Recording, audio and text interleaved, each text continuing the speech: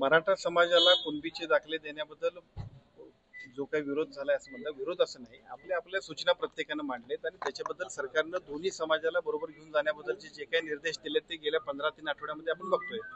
महाराष्ट्रातल्या सर्व जाती धर्मांना सोबत घेऊन चालायचं आणि सगळ्यांच्या प्रगतीसाठी काम करणं हेच महायुतीचं उद्दिष्ट आहे, महायुती सरकारचं.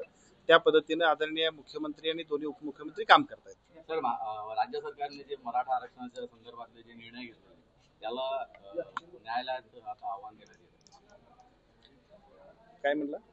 मराठा समाजाला आरक्षण देण्यासंदर्भात जे राज्य सरकारने निर्णय घेतलेले आहेत त्याला न्यायालयात आता आव्हान देण्यात येतं. हे दोन गोष्टी आहेत की बरेच वर्ष झालं की मराठा समाजाला सुद्धा कुणबी समाजामध्ये मराठा कुणबी जे दाखले आहेत त्याच्याबद्दलचं एक आंदोलन चाललंय आणि त्या आंदोलनानंतर सरकारने निर्णय घेतला.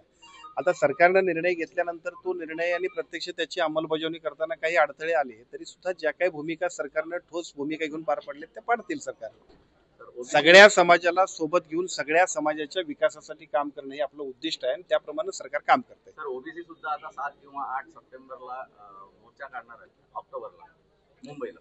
यापूर्वी सुद्धा आणि आता सुद्धा आदरणीय मुख्यमंत्री आणि दोन्ही उपमुख्यमंत्र्यांनी सांगितलेलं आहे की जरी मराठा समाजाला आपण न्याय देत असलो तरी सुद्धा ओबीसींवर कोणत्याही परिस्थितीत अन्याय होणार नाही याबद्दलची स्पष्टता सर्व नेत्यांबरोबरची सांगितलेली आहे. त्याच्या संदर्भातली मंत्रिमंडळाची जी उपसमिती आहे त्या समितीनं सुद्धा काम सुरू केलेलं आहे.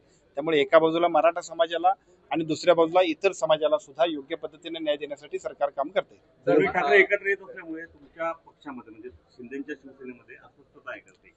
शिवसेनेचे मुख्य नेते आदरणीय एकनाथजी शिंदे साहेबांच्या नेतृत्वाखाली महाराष्ट्रामध्ये ज्या पद्धतीनं संघटन वाढीचं काम चाललंय ते सगळं काम अत्यंत महत्वपूर्ण पद्धतीनं सगळ्याच कार्यकर्त्यांनी अतिशय मनावर घेऊन करतायत. त्यामुळं सगळे बाकीचे लोक एकत्र येत आहेत किंवा आणखीन काय काय राजकीय घडामोडी होतात याच्यापेक्षा सुद्धा संघटन मजबूत करणं आणि संघटनेच्या जीवावरती महाराष्ट्रामध्ये अत्यंत चांगल्या पद्धतीने शिवसेनेचं काम करणं यासाठी आमचं उद्दिष्ट चाललंय आणि ते पूर्ण होतं. सर, पहलगाम हल्ल्यानंतर नरेंद्र मोदी यांनी म्हटलं होतं रक्त आणि क्रिकेट एका सोबत चालणार नाही. आता पुन्हा अबुधाबीला क्रिकेट सामने होत आहेत. यावर संजय राऊतांनी प्रश्न विचारलाय की रक्त आणि क्रिकेट आता कसं चालतं.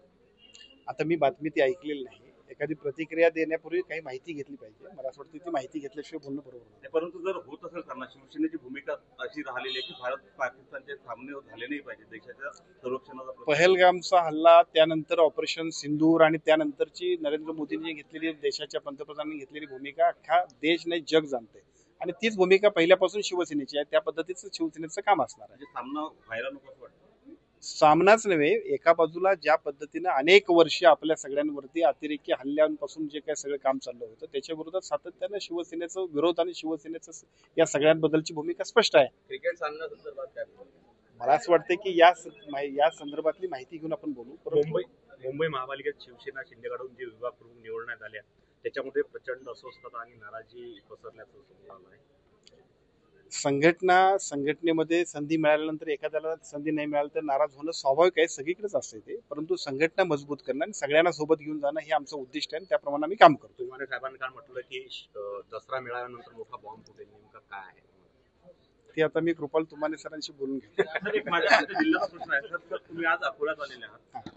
कॅन्सरचं हॉस्पिटल आहे, टीबी हॉस्पिटल आहे आणि मानस उपचार करणारं एक हॉस्पिटल आहे. जागेचा प्रश्न प्रलंबित आहे. आजच्या बैठकीत काही मार्ग आज जिल्हाधिकारी कार्यालयामध्ये आरोग्य विभागाशी संबंधित असणारे सगळे प्रलंबित प्रश्न आणि त्याला न्याय देण्यासाठीच आपण बैठक बोलवली.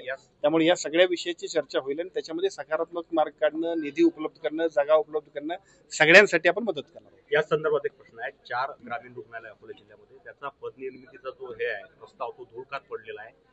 60% बांधकाम झालेलं आहे. पूर्ण पदनिर्मितीचा प्रस्ताव HPC कडे आहे. त्याला तात्काळ मान्यता देण्यासाठी आमची धावपळ सुरू आहे. पुढच्या एक महिनाभरामध्ये पदनिर्मितीच्या प्रस्तावाला सुद्धा मान्यता मिळेल आणि सगळे जे काही आपले प्रस्ताव म्हणजे सगळे जे काही आपले हे ग्रामीण रुग्णालय असतील किंवा इतरही जिल्हा रुग्णालय असतील त्या सगळ्यांसाठी पदनिर्मिती महाराष्ट्रातल्या 5000 पदनिर्मितीचा प्रस्ताव जो आहे त्याला मान्यता मिळण्यासाठी आमचा प्रयत्न चालला आणि पुढच्या महिनाभरामध्ये त्याला मान्यता मिळेल.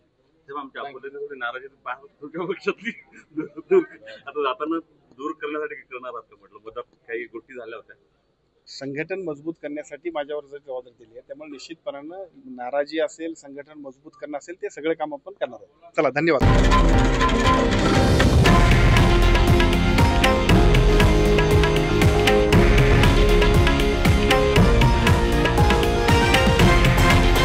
हे आहे देशातील नंबर 1 न्यूज नेटवर्क आणि आपण पाहत आहात TV9 मराठी, एकमेव.